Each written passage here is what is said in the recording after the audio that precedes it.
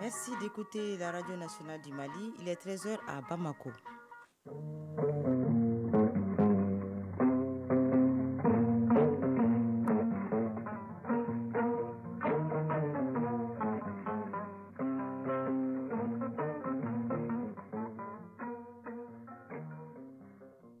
Le journal Tenemba Mounikata. Mali Actualité, deuxième édition. Le projet de la nouvelle constitution du Mali vise le rassemblement et l'adhésion des Maliens. La commission chargée de la finalisation du projet rassure sur ce point et se sent capable de mener sa mission dans les délais de 15 jours requis. Des témoignages avec Mamari Kone dans cette édition. La 42e session ordinaire du Conseil exécutif de l'Union africaine s'ouvre dans 2 jours à Addis Abeba en Éthiopie. Une occasion pour l'organisation d'évaluer aussi les transitions en cours dans notre sous-région à l'initiative du président en exercice de la CEDEAO. Environnement, Agibou Koulibaly fait les points de l'opération spéciale d'assainissement à Bamako et à Kati, démarrée sous la transition. Et puis sport avec Aridou Matina pour animer la page exclusivement consacrée au football. Mesdames, Messieurs, bienvenue. Les travaux de la commission chargée de la finalisation de l'avant-projet de constitution de la République du Mali se poursuivent normalement. Certains membres de la commission qui se disent à la tâche pour le Mali pensent pouvoir respecter les délais de 15 jours dévolus à l'examen des 195 articles du projet de constitution. Nous écoutons Assassila et Bourema Alaï Touré au micro de notre reporter Mamari Kone. Depuis une semaine, nous sommes dans la commission de finalisation du projet de constitution de la République du Mali. Dans l'ensemble, les travaux se passent très bien, dans la convivialité et surtout dans la compréhension mutuelle. Il n'était pas donné qu'on puisse arriver là où nous sommes aujourd'hui. Cet exercice a été à plusieurs fois tenté, mais ça n'a pas abouti. Donc nous remercions les plus hautes autorités pour avoir l'opportunité de doter le Mali d'une constitution qui va impacter positivement la vie de la nation. Nous avons travaillé dans la sérénité, dans la compréhension, aucune dissension majeure, donc dans une atmosphère vraiment apaisée.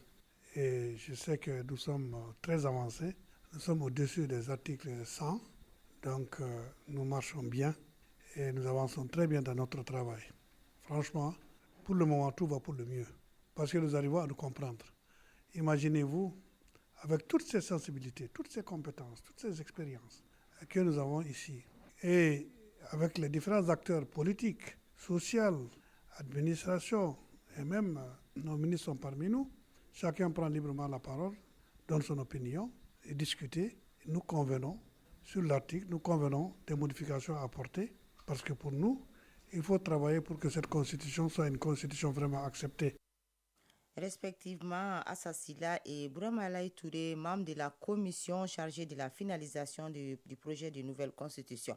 Qu'il s'agisse donc de la laïcité, des langues nationales ou encore de l'accord pour la paix d'Alger, aucun sujet n'a été occulté. Nous écoutons Boubacar Sow et Mohamed Ousmane Ag Mohamedoun au micro de Mamari Kone. Depuis sa mise en place, la commission de finalisation travaille de façon normale et régulière.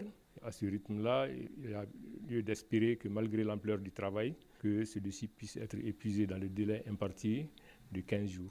Les sujets qui ont pris beaucoup plus de temps, je pense qu'il y a d'abord le problème, effectivement, les deux qui polarisent l'attention le plus particulièrement, c'est le problème des langues et le problème de la laïcité.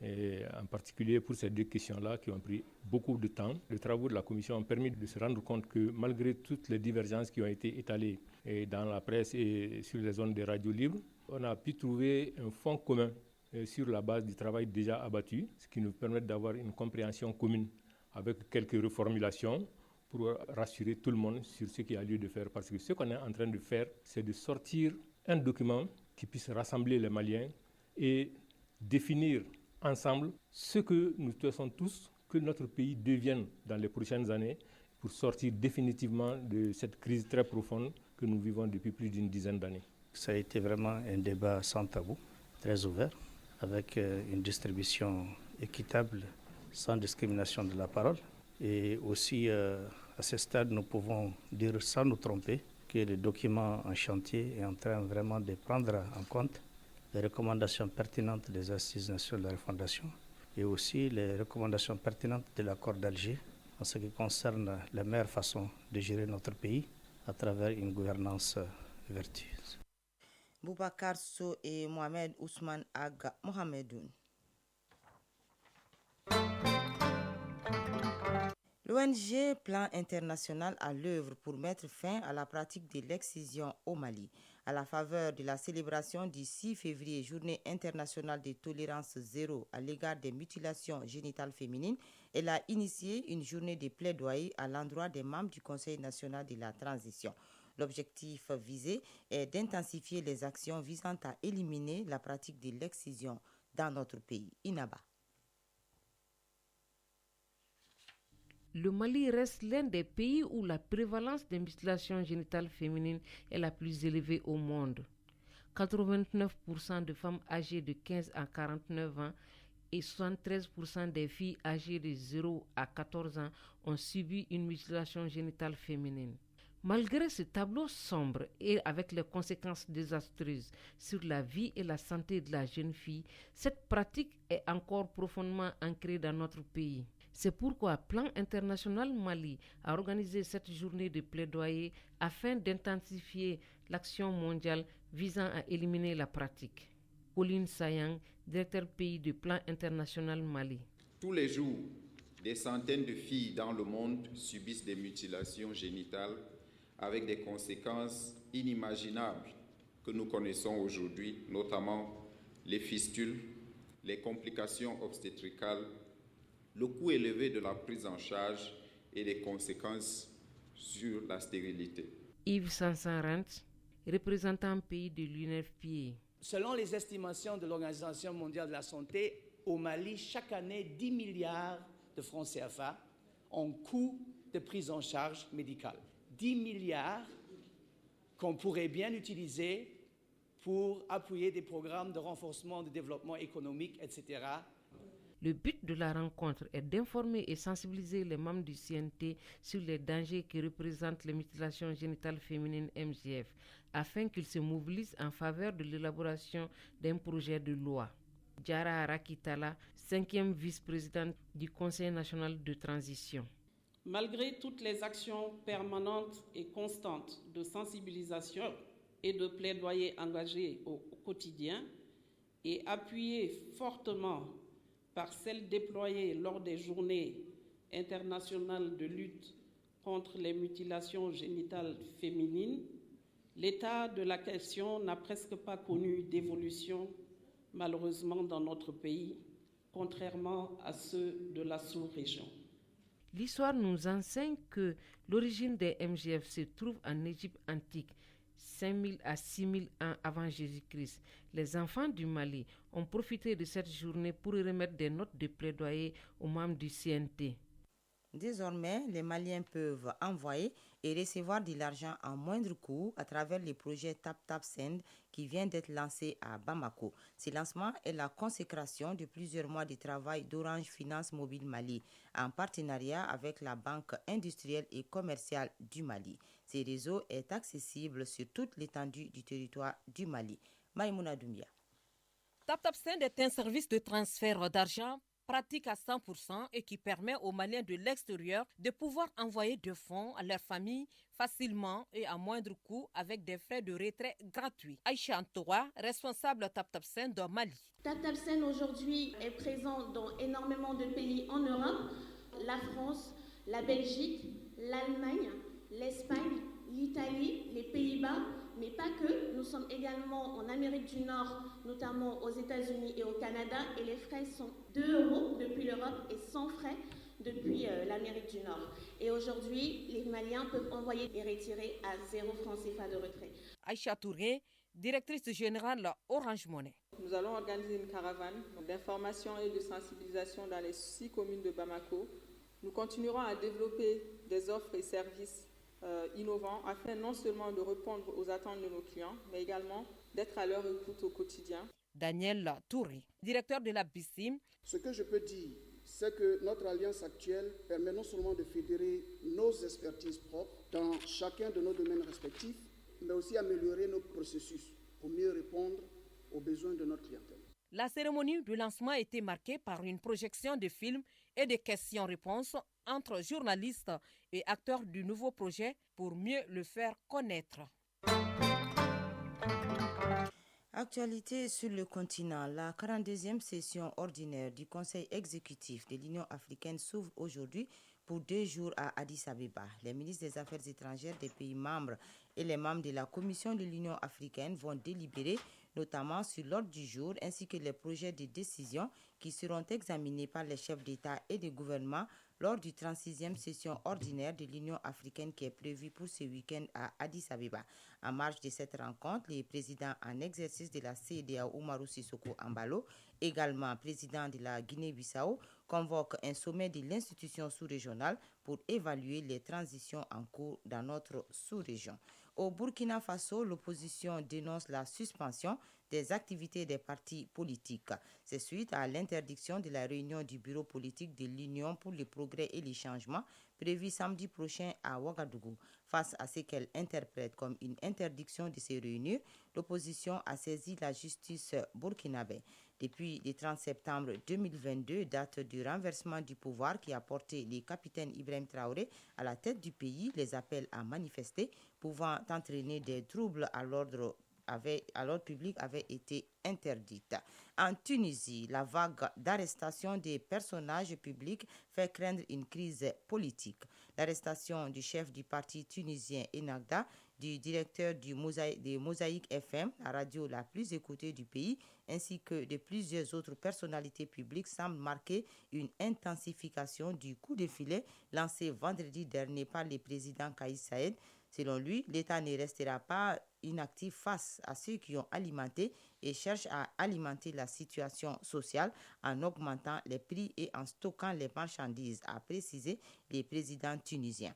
La Tunisie connaît une crise économique dévastatrice et de multiples pénuries qui rendent les produits de première nécessité comme l'huile et le café inaccessibles.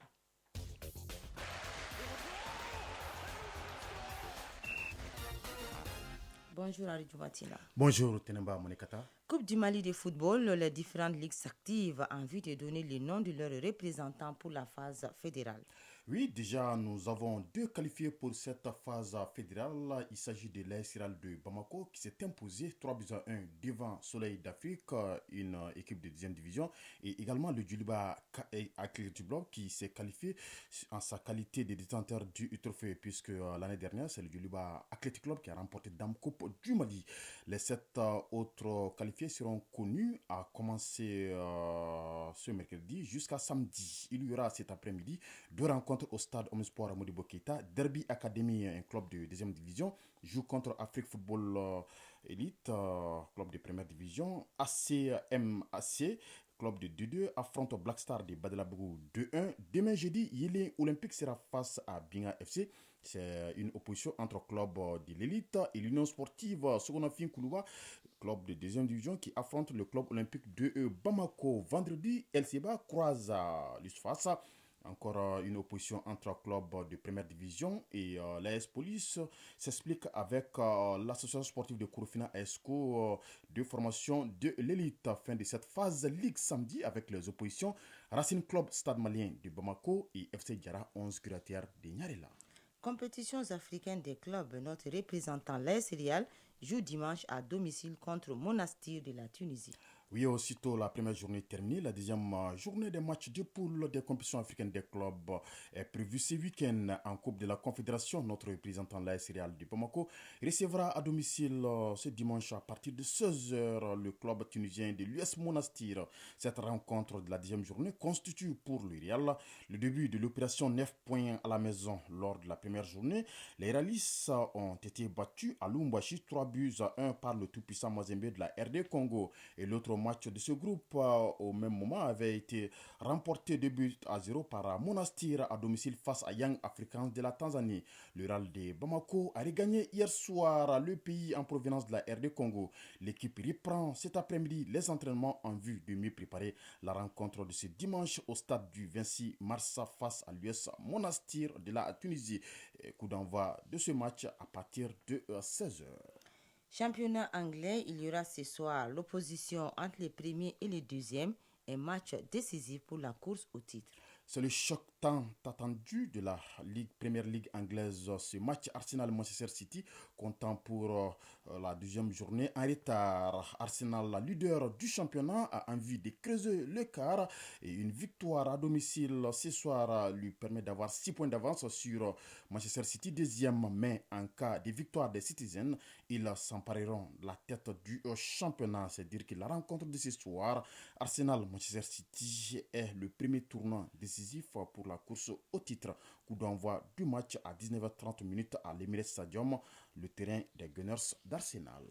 Ligue européenne des champions, les huitièmes de finale aller ont démarré hier. Le choc PSG-Bayern Munich a été remporté finalement par les Allemands. Oui, la prestigieuse et lucrative compétition européenne des clubs, la Ligue des champions, ou bien la compétition aux grandes oreilles est de retour. C'est là à la faveur des huitièmes de finale aller. Hier, il y avait 2 affiches. Les Anglais de Tottenham en déplacement en Italie ont été battus 1-0 par l'AC Milan. C'était à San Siro. Le but milanais a été inscrit par Brahim Diaz. Le match phare de ces huitièmes de finale est l'affiche Paris Saint-Germain-Bayern Munich. La manche aller a été jouée hier au Parc des Princes et l'équipe allemande en déplacement s'est imposée 1-0. L'unique but allemand a été inscrit par Kingsley Coman, un joueur pourtant formé par le Paris Saint-Germain et qui a évolué sous les couleurs de l'équipe parisienne. La rencontre retour est prévue dans 3 semaines. Cette fois-ci, ça sera en Allemagne à Allianz Arena chez le Bayern Munich. La suite de ces huitièmes de finale aller ce soir avec 2 rencontres. Les 2 affiches sont prévues à 20h, à savoir Borussia Dortmund, Chelsea et Club Brugge de la Belgique, Benfica, Lisbonne. Merci, Aridou Matina. Chronique de l'environnement. À l'initiative des autorités de la transition, l'opération spéciale d'assainissement du district de Bamako et de la ville de Kati est en cours. Les activités se poursuivent dans toutes les communes du district. Déjà, certains organisateurs expriment leur satisfaction, dont Société Global Service Sal, Dabo et quelques GIE. La chronique de l'environnement, une réalisation de Agibou Koulibaly. Le top départ de l'opération d'assainissement donnée par le colonel Abdoulaye Maïga, le ministre d'État, ministre de l'administration territoriale et de la décentralisation, a permis aux collectivités du district de Bamako de procéder à des activités d'assainissement dans les différentes communes. Ainsi, pour la bonne marche de cette action citoyenne, en plus des collectivités territoriales, d'autres bonnes volontés ont voulu appuyer les autorités. Il s'agit par exemple de la société Global Service Mali SARL. C'est ainsi que cette société a d'abord donné le ton de ce vaste chantier d'assainissement sur le boulevard de l'Indépendance. Modibo Keita, coordinateur du projet assainissement à la société Global Service Mali SARL. De nos jours, la ville de Bamako est très sale. La société Global Service Mali SARL a initié cette activité dans le but d'accompagner les autorités de la transition dans le cadre de l'assainissement de la ville de Bamako afin d'avoir une ville propre et saine, un des objectifs du développement durable. Pour le moment, le travail est satisfaisant. Après le premier coup de balai donné par la société Global Service Mali SARL, c'est au tour des GIE sélectionnés de se mettre au travail. Pour cette première étape de l'opération spéciale d'assainissement de Bamako, la société Global Service Mali SARL a choisi les artères de Bamako. Al-Moussafa Diara, président de la coordination des partenaires de l'assainissement de la commune 4. Je ne peux que remercier l'initiative qui a été prise par rapport au balayage des guidrons, donc des voies publiques. Par exemple, après le départ de l'ozone, on ne savait même plus que quoi faire. Maintenant, s'ils ont eu l'initiative de prendre c'est venu à bon point. Donc je ne peux que les encourager. Toujours du courage. Parce que rien ne peut empêcher la volonté du peuple. Je demande à tout le monde, surtout à la presse, à la justice, de s'impliquer dans l'assainissement. Sans ces deux maillons-là, l'assainissement au Mali, là, ça ne va pas bouger. Hein. Les GIE s'activent chacun de son côté sur le terrain pour assainir le tronçon qui lui est confié. Fousseni Togola, responsable du GIE Faso Kanou. Nous avons eu ce contrat-là, de balayage-là avec le Global Service Mali. Donc le tronçon à partir de l'hôpital Insoumarchou jusqu'au rond-point Ourouanko. Donc on a déployé les manœuvres qui sont classées en différentes catégories. Il y a les balayeurs, il y a les ramasseurs. Bon, les ramasseurs, ils sont de deux catégories. Il y a ceux qui collectent les déblais et il y a une équipe avec le tracteur qui enlève les déblais et l'amène vraiment en dehors de la ville, quoi. Bon, je lance un appel vraiment à la population parce que ce balayage-là fait partie de l'entretien même de la route. Donc c'est une activité que nous menons, mais la population doit nous accompagner. En approchant les GIE sur le terrain, c'est de l'enthousiasme avec les agents. Dédé Adama, entreprise Sigida Djekonyuma. Cette activité, c'est une ambition pour nous depuis très longtemps de faire l'assainissement. En 2019, ça a été la création de cette entreprise qui est nommée Sigida Djekonyuma, qui est basée sur l'assainissement également, que ce soit des déchets solides et liquides. Et actuellement, nous nous basons sur l'assainissement du goudron, qui est avec le partenariat du Global Mali Service qui a eu l'initiative de soutenir la transition. Nous nous engageons également à soutenir également la même transition. Selon les GIE rencontrés sur le terrain, cette opération spéciale d'assainissement de la ville de Bamako est appréciée par la population, mais elle se déroule dans les conditions très difficiles.